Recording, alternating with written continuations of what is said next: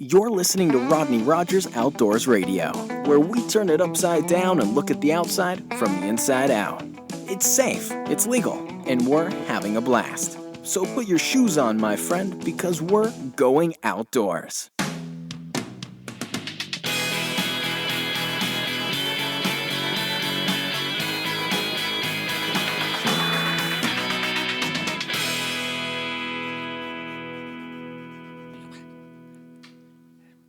Voila! Welcome to Rodney Rogers Outdoors. I am Rodney Rogers. That right there is my partner, co-chief in crime, Mike the Man himself, Mike the Man Coy. How are you, buddy? You sure do smell a lot like gunpowder. I do. They should make a cologne out of that. We're going to do gunpowder cologne. Does that sound right? Gunpowder. Gunpowder. Ooh, what is that fragrance? You are wearing. You might be onto something. Ooh, this is gunpowder. The women will jump on our bones. You might be onto something, Rodney. So welcome to Rodney Rogers Outdoors. We do this every Tuesday at 8 p.m. This is our 1 hour vacation, and you can reach us a few ways. We have several ways, actually. You can reach us right here at the number on the bottom. How am I doing right there? Somewhere down here. I don't know what you're pointing to, but it's more right. I can't reach it. Okay, you can't. So somewhere at the bottom, you can reach us at 262-345-7763. Yep. 262-345-7763. If you want to ask us a question live on the show, you can also hashtag us on Twitter at hashtag RROR. That will come straight to Mike. He can read that right directly online. And then, of course, we always have the live on the website option. On the right-hand corner, you just hit that little button and record your message and shoot it to us. And we will get it right live to the show. No, we won't.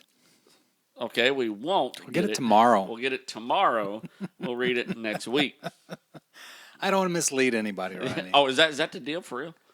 We won't get it tonight? No, it goes. Okay. It actually goes to. It's recorded on the website, and we'll get an email saying. Oh, okay, I got you. Yeah, and feel free to leave your name if you want to. You can put your name or whatever information you want. If you want to be anonymous, that's totally cool too. So we did have an anonymous. I'm anonymous. Which we never did answer that question Tonight, Rodney. There's always tonight. We can answer that question tonight. I never found the answer. I looked everywhere. You better start digging. I better Google some stuff. Google failed me. Man, we've got a lot of stuff. We do got a lot of stuff to talk about. And the time is going ticking, so you got a minute 35 to chit-chat with. Ask me how my weekend was. Mike, how was your weekend? Phenomenal. I shot an AK-47. What? Yep. No way. Yep. Not an AK-47. An AK-47. I shot a Ruger 9mm and probably several other guns. Well, what was your... Mike, here's a question. We shot this weekend. We did. We did a Outside Opinions, yep. One of our listeners, and this is where we encourage you, if you have something to review, definitely give us a call. I mean, or email us, and we'll put you on an Outside Opinions. But our buddy Ivan Gonzalez, should I not try to say it? It's good. That's when you say Gonzalez. We had him shooting the Outside Opinions, and he did a review on a Glock. So that video's coming soon. A Glock 20. What is it? He had a Glock 22. Glock 22. Yes.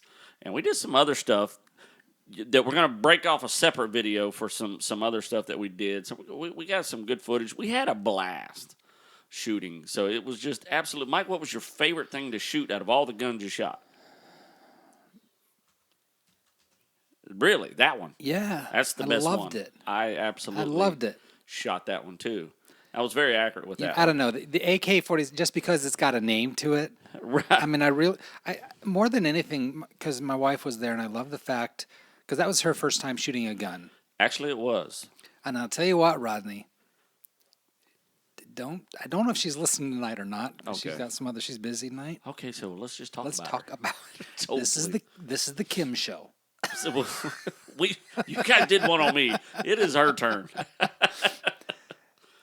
She's more of an outdoors person than she leads on. Yes. Well, she's starting to reveal I know. some outdoor She's found out traits. she actually likes fishing. Yeah. She took to shooting those guns. Like a fish out of water. Yeah. In the water. Yeah, so but having her there and shoot the guns was actually very special for me because she digs it. As mine, you know me. I love teaching people stuff, and the whole family got into teaching her, and everybody was involved, and it was a great. We had 10 people there? Yeah, yeah, probably about that. Yeah, probably it was 6, 7, 8, 9. And that was as always. That's part of the joy of the doing the outdoors thing. Yes, it is. Absolutely, it's the being with the like-minded people. Yeah. The family, the friends who are just, there's no agenda. There's no egos. It's just people they're there because you want to be there. Absolutely. And you can feel it, you know what I mean? It's a really good feeling. And that alone, we had just an incredible time. And you know what I noticed? I mean, this weekend, obviously, my family, no one said, "That's my gun. Don't you touch my gun." No, the opposite. Yeah, it was open. Hey, you need bullets? I got bullets. Yep. Grab a gun. Hey, try this one. I mean, I shot more guns this weekend than I have in years. It was a potluck. Yes, it was. It was a potluck for guns. You bring enough for everybody. Right. Just share. Right. Well, I thought it was awesome all the way up until I lay out my 2 coolest guns, and then my niece Brittany has 55 guns. What's up with that girl?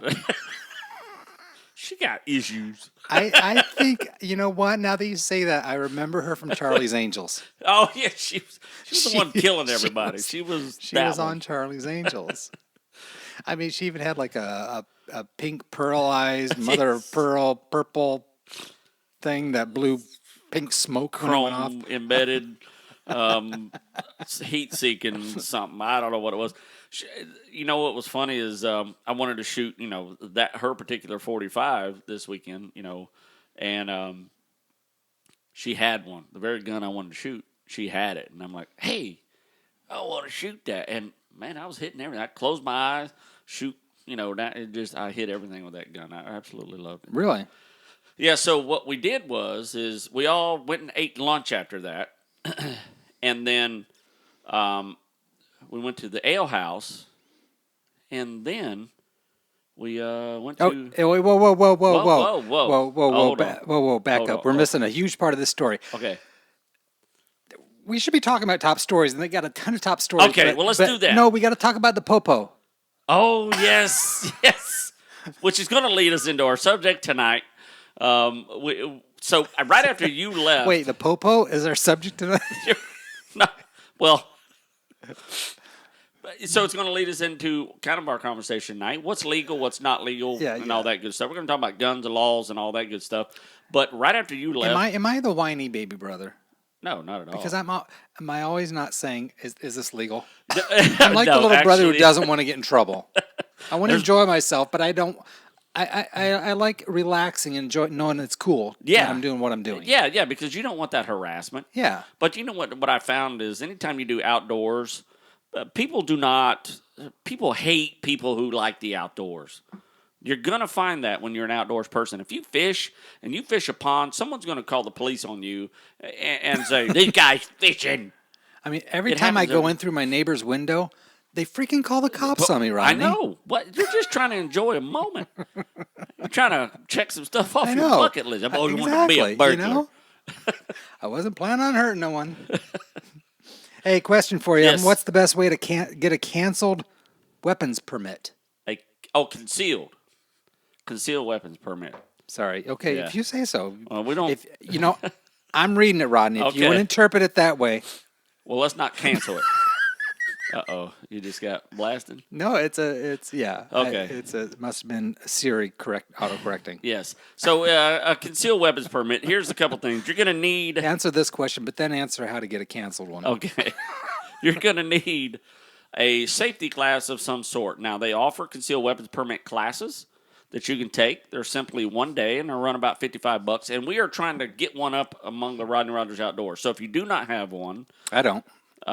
Kim and I both would love to do that. So I say we put one together. I've already organized it with the gun shop. They are waiting for our word. Seriously, can you do that? Absolutely. Absolutely. We need 30 people. And that's going to be a tough one, but I think we can do it.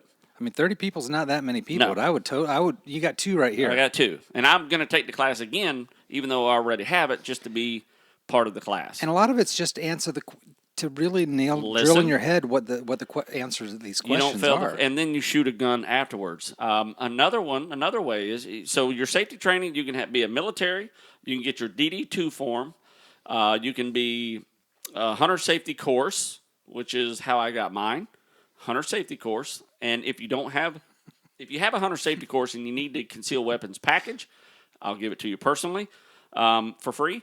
And you can have the concealed weapons course. That's the 3 ways. You have to take that, and then you got to be fingerprinted, background checked, and the whole 9 yards, and we can put that together for you. We can tell you how to do it, and I'm telling you right now. We're gonna talk about this offline, but that's a brilliant idea. Yes.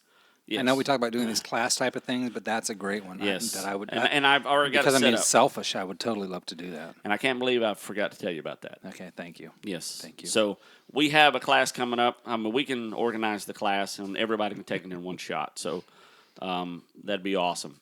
You're going to need that no matter where you go. You're going to need that course regardless. You know what? And the fact of the matter is, when you're, again, I'm a newbie. I've had a gun for several years, but I haven't shot a lot of guns. Right. But there's a lot of questions. When you hold a real gun in your hands, especially when it's loaded, immediately all these questions come to the surface. Yeah. What can I do? Where can I shoot this? I mean, even so let's go back to the Popo story. Okay. So the Popos show up. You guys pull out, and then we hear a siren in the front yard. By the way, we're getting people on Twitter saying, yes, I'll come to that class. Yeah. Okay. So that's what we need. So we'll do a sign-up sheet on our website. Mike can organize this. So basically, you put your name in. Just give us your full name, email address, and phone number, and then we'll schedule the class, and we'll do it sooner than later. It'll be a full Saturday. So set a Saturday aside for us. That'd be great. Okay? Okay, so whoop, whoop. So we hear a siren in the front yard. The owner, my nephew Gary, says, "Oh, cops are here again." Yeah, again, yeah. So he goes out front, and he's up there. We all stop shooting. We unload our weapons. We are very considerate. We're not the type of people to go, "This is my yard. I can shoot if I want to." So we do none of that. We unload our weapons, and we lay them down. Did anybody duck under the truck or anything? No one ran. No one hid in the woods. Where was Todd? Did Todd? Todd's like, "None of them are mine. Those ain't my guns." No. So, we were very considerate, and then the officer walks to the back, kind of looks around, starts looking at bullets and kind of browsing, and just asks a few questions. So Gary says, "Look, Lieutenant Dan," it wasn't his name, but he said Lieutenant Dingleberry has been here and checked this out. And he goes, "Oh, I have a feeling Lieutenant Dingleberry's watching tonight." If Lieutenant Dingleberry is watching, I apologize, sir. Popo will be back at your house. I do not have your correct name, so for to protect the innocent, we will call you Dingleberry, right? Lieutenant Dingleberry. So Lieutenant Dingleberry has been here and measured. Now you need to be 500 feet from a traveling road, a public road. Now, is that a federal law or a state law? Well, that is a state law as far as I know. Each state will differ. Some are farther. You'll find that each state is like ridiculous. Some states are just, and we're going to get into that tonight. So Gary said, yes, they measured. We're okay. The guy stood there, talked for a minute. So I was asking him questions just to get him to feel comfortable. Sure. Hey, do you guys shoot at the range? He wasn't a very friendly guy. He was very defensive. Was he playing the role? I think he was like, this guy's probably some kind of illegal. Well, sometimes they play that role. They got to put that front on. Yeah, they do. And you don't have to. When I was a kid, they never did. They would spank you and send you home. Yeah. That's the kind of cops that I grew up with. I don't think the cops spank you anymore. You sure? Yeah, I'm pretty... I've seen a few that wouldn't be so bad. Pretty sure the cops stopped the spanking thing a while back. Okay. Well, Randy said Mike wanted to make sure we were legal, so he called after he left. Because it was kind of peculiar timing, wasn't it? Yes, very odd. Hey, I'm gone now, but there's some fellas out there shooting the guns. I think I texted you and said, hey, you know. It was very We're in peculiar. trouble.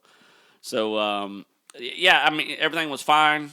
So make sure. So, and I may ask you this 5 more times. Please do. Can I go in my backyard and shoot my gun? Florida, the federal law says you can. You absolutely can. The only thing that would stop you is homeowners association. Okay. What if it was accident? Okay, now we're talking. So are we going to get into that now, or you want to get into that in the meat and potatoes of the show? Meat and potatoes. Okay. We're going to answer that very question. Okay. Woo! Yeah. What else do you want? Let's talk top news, Rodney. Top news. Hit me. This has been a really solid week, and I don't know if it's because I had such a great weekend just shooting guns and hanging out with the family and friends. Now, And I won't even talk about the biscuits and gravy. Yeah. Oh, yeah. Move on. Oh, yeah. Forget We about definitely. that. And we Thanks, had biscuits Gary. and gravy. That's right. Thank you, Gary. But let's talk. Yeah. Right whale Oh, did you see that? in Sebastian Inlet. Right well and Sebastian Inlet. I almost thought Let's go. You should have called me today. We should have broadcast live from the show because they're still there. This morning they were still there. Yeah, they were still there as of 2 o'clock this afternoon. So there are right RAGHT whales. Yes. Stuck in Sebastian Well, not Inlet. stuck. Well, they're kind of, if they stay there, if they're there tomorrow morning, I'm driving to Sebastian Inlet. Well, okay. The story there's a whale And a mama. and its calf. Mama and its calf. Yeah. In Sebastian Inlet. Yes. And FWC, they're patrolling it and keeping boats over. They basically shut the inlet. Yes. Short of incoming boats coming back in. Right. Now this is where we camped, is it Yeah, not? and dove. That's where we went diving. Where they're hanging out is right where we dove. Crazy, Rodney. Yeah, how awesome would that be? I mean, just awesome. number one, you think right now to see a whale, you got to go to Seattle or the Yeah. West Coast or the Northwest. Right whales are common off the coast of Florida, but they're normally common about 15 to 20 miles out. They're rarely, absolutely rarely, this far inshore, and especially in the Sebastian Inlet. This is This is a big deal. it's a rare This is- deal. Yeah. I was actually reading on Wikipedia. They called the wiki. Wiki. DJs it's a big fan of the DJs. Today there's the western and the eastern right whale. Yes. It said commercial whaling decimated this species in the early 1990s. Today, and only about 450 North Atlantic right whales remain. They're about 50 feet long and weigh about 70 tons, 14,000 pounds. 7. They have a stocky black body, no dorsal fin, which was interesting. Yes. Because when I'm watching this footage, it did look a little funny. Yeah, it's just a slight hump. Because remember, humpbacks don't have a dorsal. I mean, there's a lot of whales that don't have dorsals. Okay. Yeah. And bumpy patches of rough skin Yes. called colocytes on their head. I had that once, colocyte. Yeah, I remember that. I'm very sick A to little my lotion stomach. took care of Yeah. that. North Atlantic right whales eat zooplankton and krill. This blows my mind because it's very Yeah.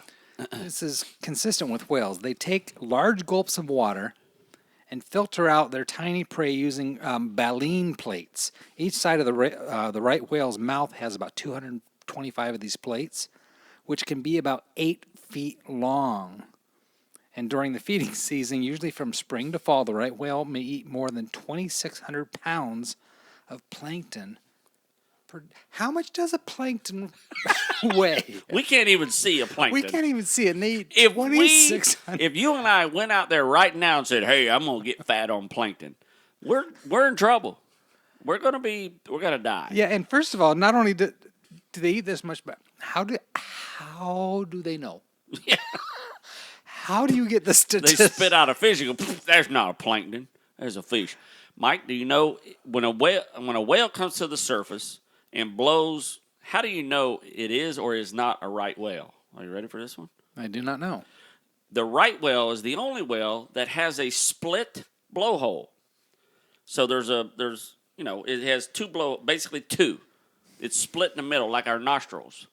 You see how I point at my nostrils? Mm-hmm. So if that was a right whale, it'd be a split. So when they blow out in a V formation. So it's not just one, it's two in a V formation. And you know right away you got a right whale. Really? Yeah. So, hey, I'm a Florida guy. These are Florida whales. You Sorry. never cease to amaze me. Did you know I don't know. Let me see. Right whales, this may be our first 2-hour episode, by the way. got their name because whalers thought they were the right ones to hunt. Really? Yeah. That I didn't know. As they float when dead and often swim within sight of the shore. That's a bizarre little side note there. Let me read one more fact about this. This is actually very fascinating because they're in our own backyard. They're right here. They've always been there, by the way. We can go see them anytime. Yeah, well, that's true. If they're because there's west and eastern. Yeah. But again, right, that you could see them. They're slow swimmers, averaging just 6 miles per hour. They're known to make brief, shallow dives in succession before submerging themselves underwater for up to 20 minutes at a time. They usually travel solo or in small groups. Solo, you can't see them, actually. Females usually give birth to their first calf at 10 years and give birth every 3 to 5 years thereafter. Right whales' calves are 13 to 15 feet long at birth. Holy smokes. Their litter size is 1 calf. And their mating season is in the winter when this happens. So it's a perfect example. Yeah. We're in wintertime, and there she is with 1 calf. And Sebastian, that blows my mind. We're right there. I mean, how do you not call in sick for work and go to Sebastian? Had I known they were still there, I thought they would just go out with the tide. Well, yeah, and that's what they're saying is that they're thinking that the mom thought it'd be best for the calf because the tide was so strong going out. Right. She wanted to let the calf rest and wait. Right. They're saying it's healthy, it's not sick. Right. But they're assuming that the next outgoing tide, which, correct me if I'm wrong, is twice a day. Yeah. 12 hours. Isn't there high tide? Yeah, there's high tide and low tide twice a day. That's exactly right. That this thing will go out, take advantage of the outgoing tide, and go back out to sea. Right. So we'll see tomorrow, which is Wednesday. Yeah. But they spotted this thing Monday night, Tuesday morning. It's still in the inlet. Still there. Which tells me if this there tomorrow, I'm calling in sick. I'm just saying. Or maybe it just simply likes the attention. Maybe it wants. Right. Yeah, maybe it wants the attention. That's bizarre, though. I mean, yeah. I'm seriously. Honestly, it is. We almost broadcast live tonight from Sebastian Inlet. Just having don't mess with us. Our whale special. We'll do it. You got anything? You had something up on board. I got a ton more stuff, but let's keep going. Wait, no mind. Did you hear Wendy's is selling gator bites now? Who is? Wendy's. Stop. Did you hear about this? No way. You're pulling my chain. Yes. You are. But in October, I think it was October of last year, there was a guy in the east coast of Florida, southeast coast of Florida, who threw I think it was a 3.5 foot gator through the drive-in window. That I saw. Of Wendy's. What some douchebaggery. That guy. And the reason we're just talking about it now is because just this week they arrested him. Oh, yeah, from October. They just arrested him. Yeah, so I don't know what took so long necessarily. You know what? I posted that hoppy because he had paid for his food or his drink. I think he just got a Coke or a soda. He got a Coke, yeah. Yeah, and he paid for it with a credit card. And they got his credit card information off the receipt. And he thought it was funny. Yeah. Now, we used to do that. It's kind of funny. But, yeah, we used to do that to each other. Oh, yeah. Like if there was a buddy in a boat and we caught a gator, we wouldn't tell him. We'd toss it in their boat. The FWC does not think any of this is funny. No, they think the official record. And you know what? Most of the FWC did it. They're country boys too. We've all done it. It's nothing new. We've all done it. So Ryan, our buddy Ryan, says, We have all thrown a gator. We've all through a drive-through window. Not through a drive-through. That's a little bit more. He's got like country cred. We call that country cred. I bet you ain't never threw a gator through a drive-through window. No, well, I think it's funny is the parents are the news team's interviewing your parents, and I agree, but he's a really nice guy. Yeah. He is a nice guy. He's just a practical joker. We do stupid stuff. I remember when I was a teenager. I remember this is about as close as I came. But I remember we were riding our bikes through a Kmart parking lot. You threw a cream cheese bagel through. No, I found a cat. Oh, okay. And I threw it into this open convertible. That's the same similar, thing. right? Yeah, but so I can relate to the dude who goes, "Oh, this will be funny." Yeah. I didn't live in Florida, or it might have been a gator that I was throwing. Yeah, absolutely. Of course, right then the convertible owner walked out of the laundromat going, "That's my car." I thought he was going to say, "That's my cat." Right.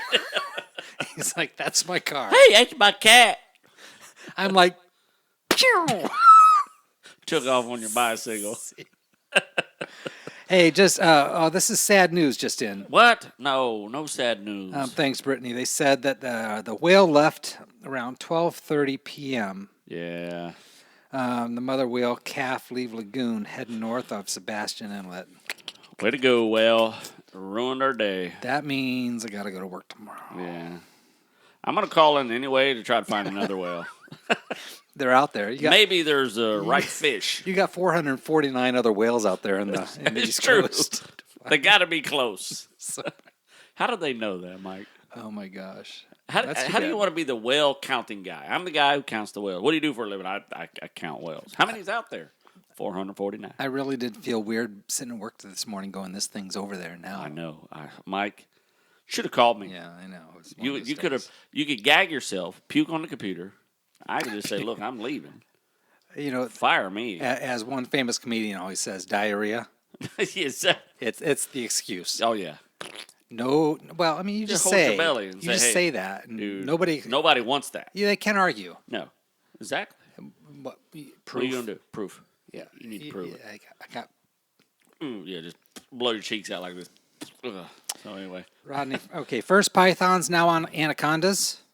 Yes, now I told you this is going to be a problem last week, and now they're trying to do. Mike, I haven't told you this yet. Mike, we need 2 hours tonight. Everybody, the show is 4 hours. They are looking obviously for information. So I sent an email to the FWC to find out how we can get involved on these searches, permits. What do we need? We want to go on places that are private, gated, all this stuff. I want that license so we can do that search. We're starting to find more anacondas. Not so much, we found 95 pythons so far. I want to find that license where I can actually go in through my neighbor's window and not get the popo called. How do can you work on that for me too? I think that license, I don't think you really get a license. I think you just ask for forgiveness. Okay. Just do it. Rodney Rogers said, hey, the guy said I could do this. I could do this. So 2 anacondas in the last 6 months yes. in Brevard County, Central Florida. Yes.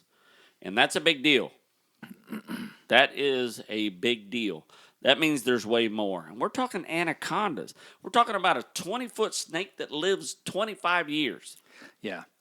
There's more. And neither one of them, either one has been found with a pit tag, which you have to have if it's a pet. So, and they have ascertained they are not pets. Yeah. So these aren't pets. Well, anacondas on February 3rd, an 8-foot 8-inch, 8-foot 8-inch. 8-foot 8-inch. Anaconda was turned over to the FWC officials after it was captured in Brevard County. And it was November, the other one? It was November. Yes. 10-foot 4? Yeah, you're right. Neither one of these had a pit tag. The non-native snake was euthanized, turned over to the biologist to do research regarding reproductive status, overall health, and gut content. An examination of the gut showed that the snake had recently consumed a domestic rat, leading investigators to believe that the snake had been privately owned in the recent past. And yes, the snake did not have a pit, a passive integrated transponder tags as required by the state for this particular species. So I didn't know that info. So they did find it. Yeah. With a domesticated rat. Okay, somebody that's was a released feeding pet. it then. Yeah. Yep. Damn it. And in November, the other one was found. These people don't understand what they're doing, and that ticks me off more than anything. Green anacondas are considered to be the largest snake in the world and make their home in northern South America. Female snakes can reach up to 26 feet and can feed on medium and large-sized prey. The FWC listed the green anaconda as a conditional species in 2010, prohibiting ownership in the state for personal use. So you can't even you cannot own these. The only way you can own these is if you own a serpentarium or a zoo or something of that nature. And the species of anaconda is also listed as an injurious species under the Federal Lacey Act, which prohibits importation and interstate transportation without a federal permit.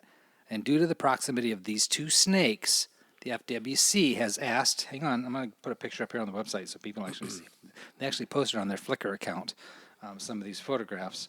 The FWC has asked for people to information regarding the possible illegal breeding, possession, or release of this non-native species by calling the Wildlife Alert Foundation. What? That just fell apart. Good thing your camera's off and people are looking at a snake rather than you. Thank you. Fumbling. Well, you gave up the ghost. You should have never. I shouldn't have yet. Intrigue would have been much better, right? Yes. So anyways, the Wildlife Alert Hotline. So you can call this number, the 888-404-3922, or you can email them at tip@myfwc.com. Email them. Callers may be eligible for a reward in the event of an arrest. I don't know how they're going to arrest a snake, but if they arrest the snake, then You ever seen the cuffs for a snake? It's just one cuff. That's the weird thing. It's actually it's two. They tie the tail and the head together. They just put them in like a little. Yeah, it's crazy. It's snake cuff. Oh Snuff. my gosh! It's a snuff. My gosh! One more thing, Rodney. Come on, Mike. Move on. FWC, one of our favorite. The more I dig, the more I find in the FWC website. There is. Oh no, I dug today. By the way. No, there's so much. Seriously, Yeah, they're improving. I mean, at first it was a little troublesome for me, and it's still a little cumbersome, quite honestly. But the information there goes deep. Oh yeah, it goes deep. And now they have launched a new YouTube channel. The Rodney Rogers Outdoors website already follows. Stop. The FWC website or the YouTube channel, but they've released a new YouTube channel. You know what it's called? FWC Saltwater Fishing. I haven't seen that. No, it's brand new. Mike. Brand freaking this week. Brand new. You gonna bring it to me on the show? Yep. I know. That's how I roll.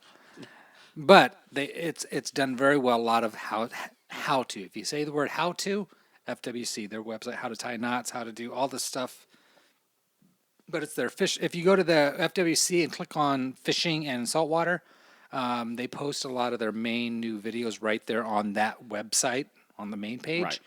But their YouTube channel, they now have a saltwater fishing. So who YouTube handles the saltwater? channel. Because I do. Tony Nope, does the Hunt Florida YouTube channel for the FWC. So who does the saltwater? Do we know who does that? Yeah, I think it's Bailey. Bailey. It's Bailey dude. It's the Bailey dude. Yeah. I'll find that out. FWC Saltwater Fishing. I'll get that guy and Here's see now this is it. How their first top 3 videos: how to measure a fish. No, I reposted that one. Oh yeah, so that's on that YouTube channel. Yep. How to fillet a lionfish. Don't try to build your cred here. Well, hold on. I reposted that on our website. How to harvest a stone crab claw. Yeah. Anyways, that's actually good information. It's good stuff. And when you get it directly from FWC, that's it. Yeah, that's it. So now when you mess up, you just go, "Hey, I saw this on the FWC YouTube." Here's the deal: there are a ton of sites for information. Yeah. Obviously, the internet's flooded with them. But if you want, the source of the information comes out with a source that is usable, readable, entertaining. I don't know about entertaining. But some of it, it's getting better. It's getting better. Okay. That's all I'm saying. If you follow them on Periscope, that's entertaining. See, they're catching this media hype.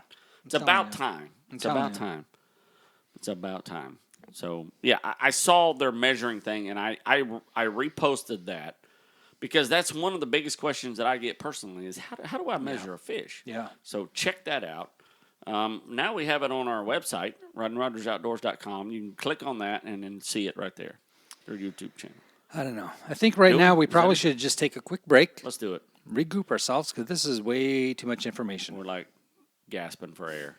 With 116,000 foreclosures in the state of Florida alone as of January 2014, a quality contractor is critical to the process of returning a foreclosed house back into a home. let me introduce you to Phillips Contracting Incorporated. They are Florida State certified and an approved REO repair vendor for both Fannie Mae and Freddie Mac. PCI currently provides multi-level services to realtors, banks, asset managers, and private homeowners. Although they specialize in dealing with REO property repairs, they are a design-build company. Here at PCI, we pride ourselves on professional, high-quality work. Our clients know that we're not your typical contractor. We're proud to be reliable, trustworthy partners with you. Our repair coordinators are ready to communicate with you honestly and quickly about every aspect of your project. We're here to say yes to our clients. Phillips Contracting services Florida from Orlando to Miami. Whether you're looking for a quote, repair updates, or just want to talk business, give them a call at 941-483-3800. Gnarly barley, come see why the whole world's singing. Gnarly. What are you doing? Dude, I am writing a song for Gnarly Barley. I see that, but first of all, I didn't realize you could sing. Second of all, why don't you just tell the people how great the Gnarly Barley is, give them the address, and move on with the show? Dude, have you ever had their flatbread? Their jalapeno flatbread with the cream cheese on top and the chicken and the special sauce on it. Holy moly. No, wait a minute. Obviously, by the look on your face, you ain't never had that big time Fiesta. Jalapenos, provolone cheese, tomatoes, red onions, and again, Fiesta lime. Okay, right? That's it. Shut up, Chuck. We're out of here. Are you serious? Come on, we're out of here. Truly one of Orlando's hidden gems, the Gnarly Barley offers a contemporary selection of bites and brews, serving a mind-blowing selection of craft beers and original mouth-watering menu creations. The Gnarly Barley and its incredibly accommodating staff have created a place that really is difficult to put into words. So do yourself a huge favor and come see why people are singing the praises of the Gnarly Barley.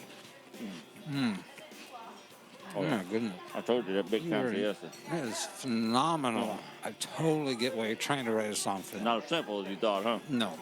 Okay, check this out. Gnarly Barley, come see why the whole town's singing Gnarly Barley, bites and brews. Located at 7431 South Orange Avenue in Orlando.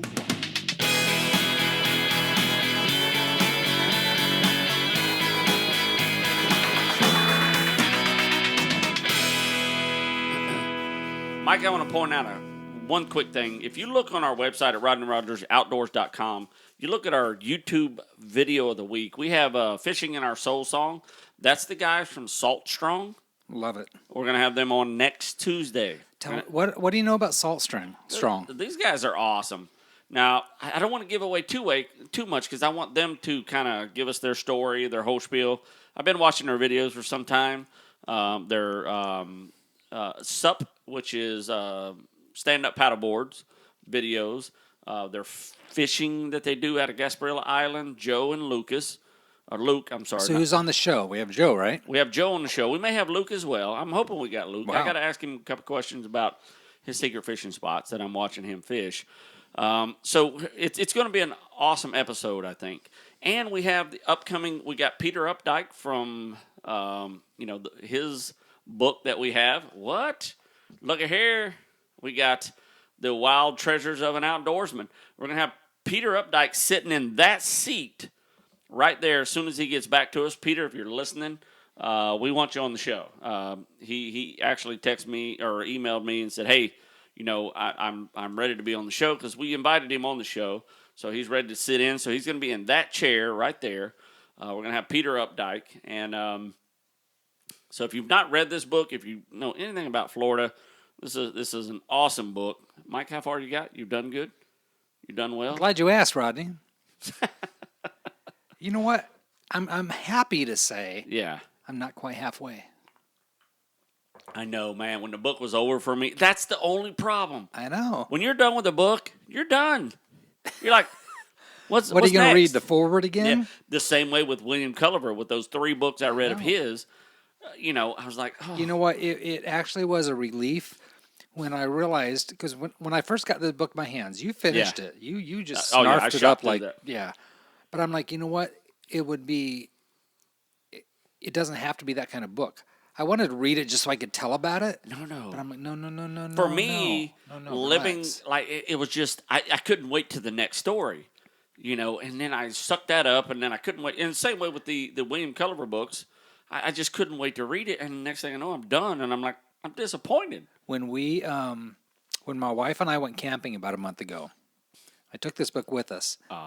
And Peter, we sat in front of the fire, and I think maybe 3 chapters, I just sat And read out loud. What? My wife and I.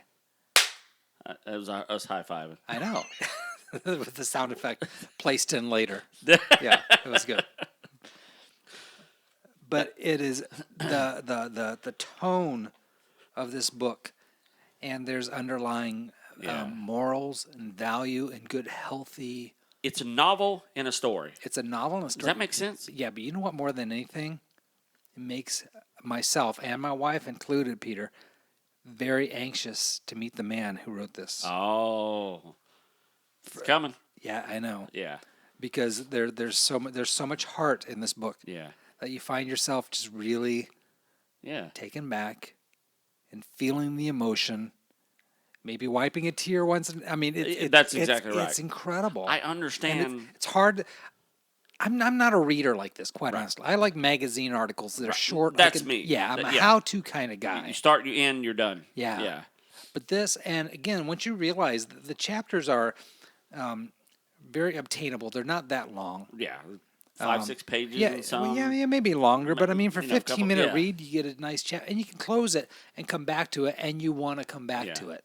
Yeah. So, nice job, Peter. Can't wait to have you on the show. So he will be on the show, and I don't mean calling in. He will be sitting right there in that chair. We have his name on it, Peter Updike. It does say Peter Updike. Todd wants to know where you can find a copy of that book. If you go to Rodney Rogers Outdoors on the homepage, right hand side, there's a photograph of that book. You can click there. It says available now. I'm looking actually on the Rodney Rogers homepage right now. It's above the Gnarly Barley ad. You click on it right there. Todd, you would love this book. You would understand. Actually, everybody would love. If you're an outdoors person, it doesn't matter where you are. You will understand this book. I mean, sorry. No, it's good. Why you be sorry? Yeah, no. Talked ourselves out of a story. Mike, I don't even know where to go from here. I know we can't even get into our subject. Are we going to go to a 2-hour show? Yeah, I don't know. I mean, we very well could go 2 hours. Here's a fun fact, Rodney. Give me a fun fact, Mike. You're avoiding You're avoiding the 2-hour show. I'm not. I just don't know. The Florida Keys. What's the word key mean? That's actually a great question. How do I not know this? Seems like I know this. I remember when I first moved to Florida. Yeah. Because a lot of times, especially in the Bahamas, they're spelled C-A-Y. And you're like, is it K? Is it key? It's actually key, like Florida Keys. But it's a Spanish word pronounced K-O. Ah. Which means little island. Well, what? How about that? Florida Keys, little island. So Spanish word meaning KO. So yeah, a lot of times you'll see it spelled C-A-Y, especially in the Bahamas, which actually is KO. Mike. Yeah, what? You know what the AK and AK-47 stands for? Oh, don't even tease me, dude. What? Slang for Kalash is the Kalashnikov, or also known as AK. Your German is phenomenal. It's Russian. Oh, well, for Russian, dude, your German is phenomenal. Russian vodka. It's the only Russian word I know is vodka. Came out in 1946. It was absolutely the most durable rifle. The U.S. military says, how do we make a rifle that awesome? We just, we've got to get something that awesome. So they came out with the AR-15. Ready for this? Hold on. You talk for a minute. Let me pull out the... Should I do my song and dance? That'd be awesome, Mike. Okay. Well, I do have email tonight. I don't know where you're going, but goodbye. Let's hit it. Goodbye. Okay, I'm going to talk for a minute. Here we go. No, whoa. What? We don't have email music? Oh, you want to talk email? You want to do email while you're doing that? Well, yeah. Well, we got email music then, Rodney. What are you talking about? You've got mail. Letters. We get letters. We get Stop. Whoa, yes. Wait a minute, Mr. Postman. Send me an email with all the details. Another freaking email. Another freaking email song.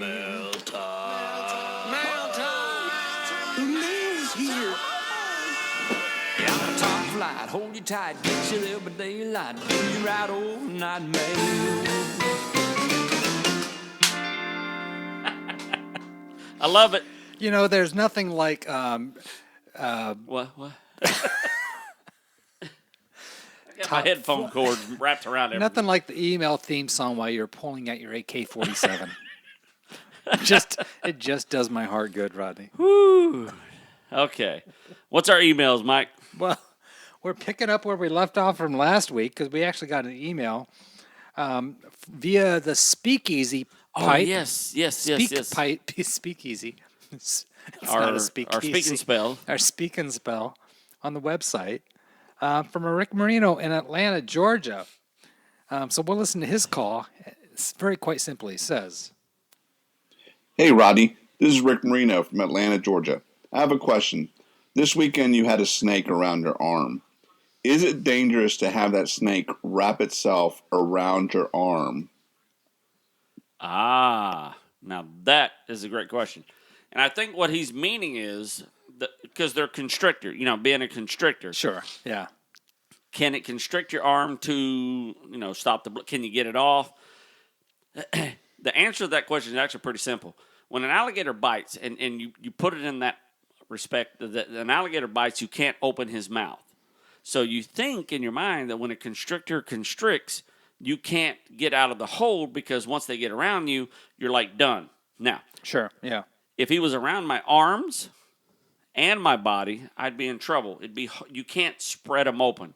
You can't open their mouth, kind of thing, like an alligator. Once you're in, you can't open it. But from the outside, you can kind of unwind them fairly easy. They don't have a lot of holding strength.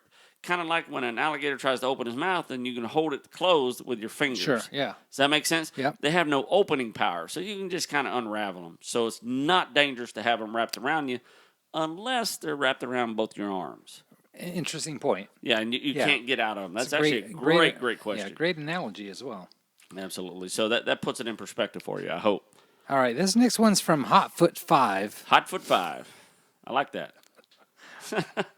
I don't make these up, Rodney. Okay. You can't, really. I don't. Hey, Rodney.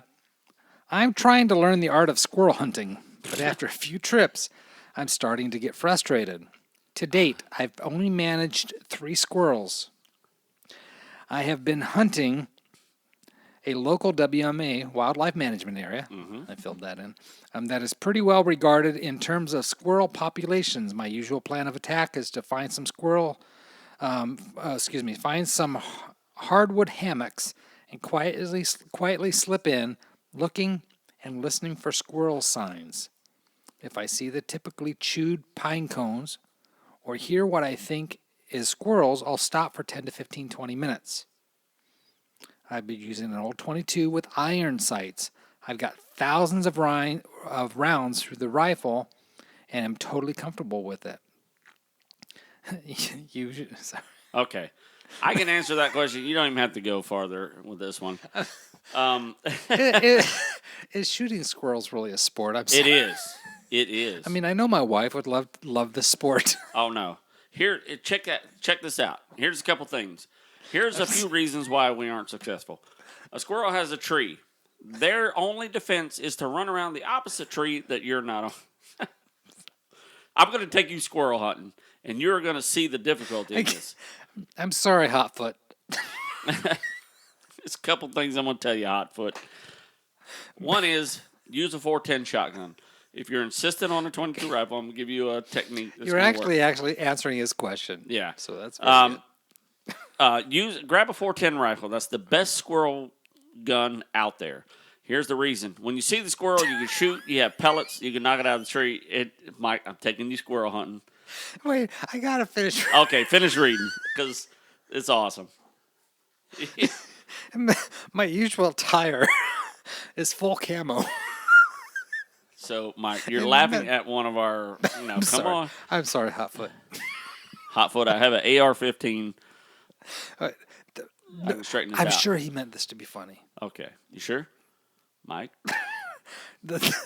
full camo, including face mask Might be going a little too far here. and gloves. Okay. Okay. I'll back it in. You, me or him? No, both of you. No scent control. I'm sure that's important. My wife tells me scent control is incredibly important. The 3 squirrels I've seen, I've been able to harvest. Good for him. Okay. However, it seems like I should be seeing more. But that ain't the case. So, Rodney, what am I doing wrong here? Okay. It's not it's not that you're doing it. The only wrong thing is Mike never been squirrel hunting. He doesn't know the difficulty level of squirrel hunting. Here's the key. Couple things. If you're in full camo, they can still see you. Any movement, they have a tendency to shake off. On a round tree, their only defense is to run to the opposite side of the tree away from you. Now, they can not move, and you don't know they're there. Here's what you do. You take an orange rag. You tie it to the opposite side of the tree with a string. Yes. Are you ready? When the squirrel runs to the other side of the tree, you shake that bright colored rag. Oh, my gosh. And they see it move, and they run to your side of the tree. At that point, you can get a shot at them with the 22. Is this a real technique? This is a real technique.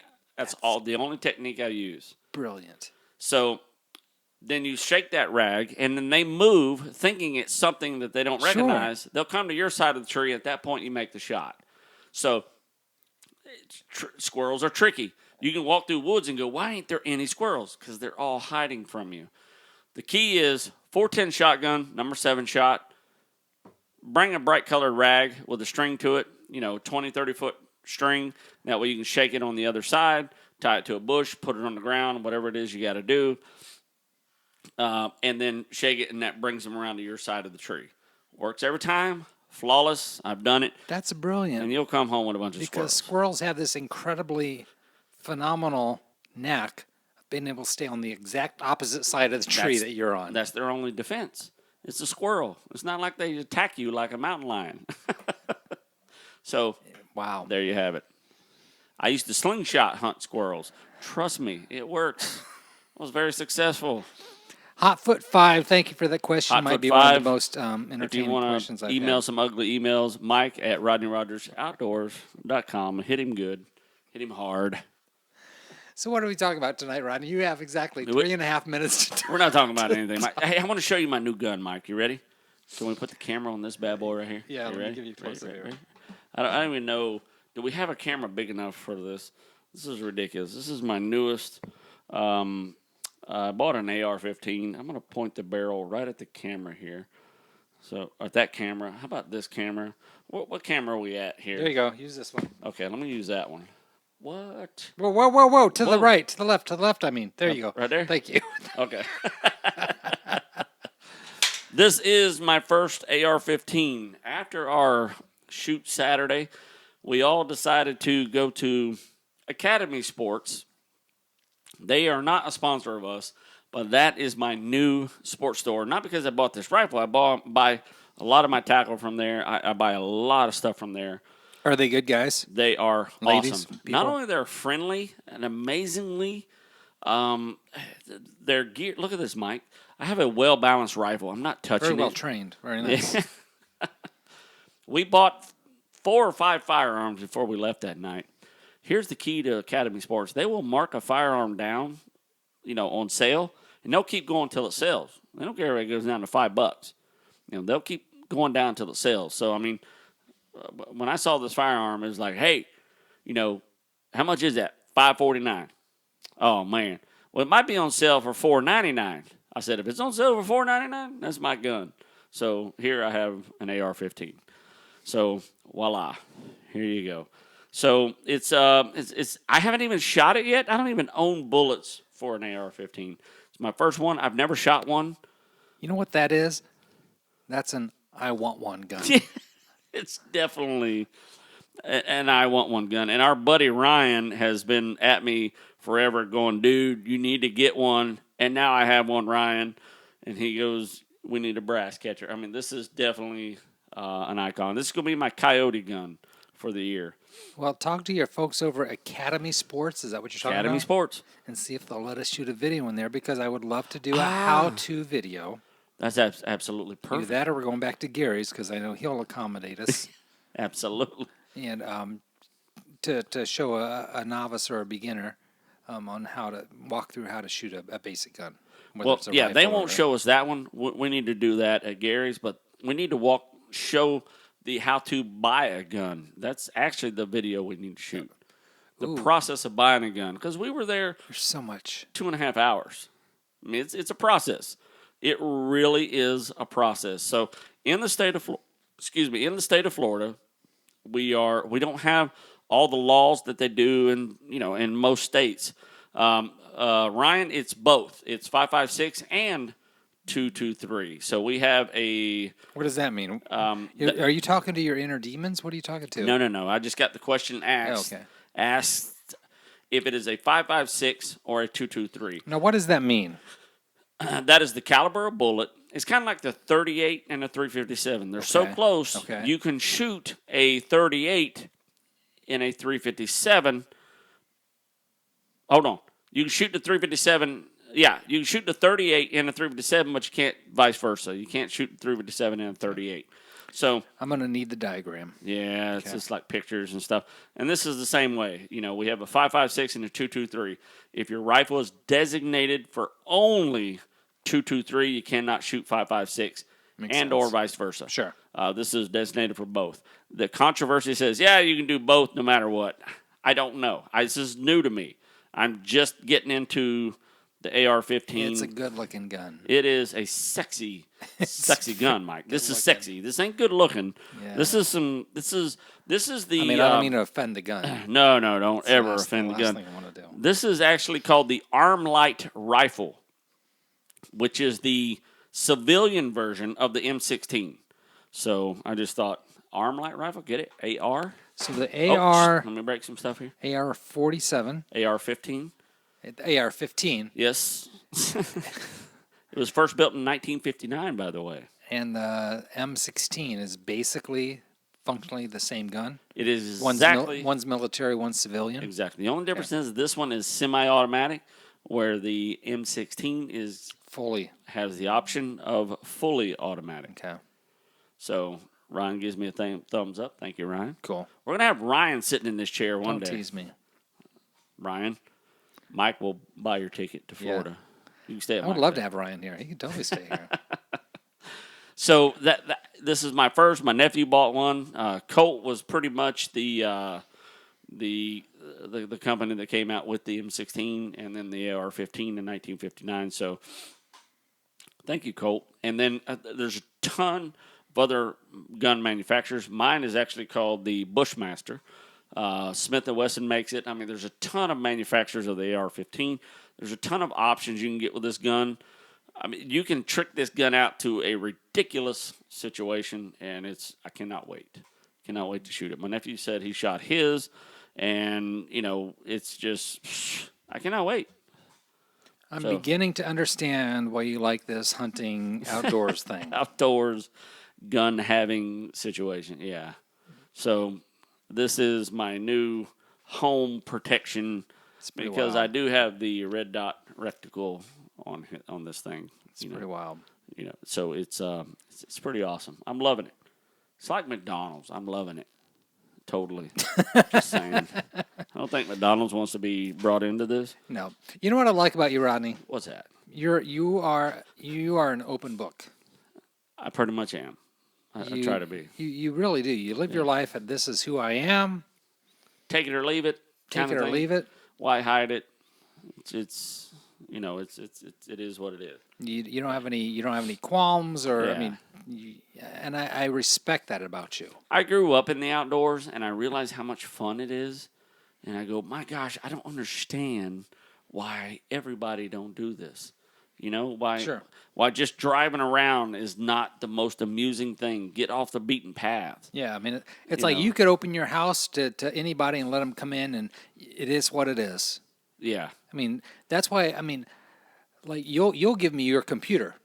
Yeah, absolutely. No computer. I mean, which for most people that's very because you got finances on there, you got personal information. But you're just whatever. As a matter of fact, you have all my passwords. I know. And you know what? Oh. Here's what because you have given me your computer saying, hey, whatever videos you want, whatever photo you use them for the website. Yes. It's what's mine is yours. Dig in. You're an open book. Yeah. However, what I did find last time you left your computer here is something I'm a little slightly disturbed, but thrilled at the same time. Okay. I'm curious. Because you had told me you hadn't bear hunted.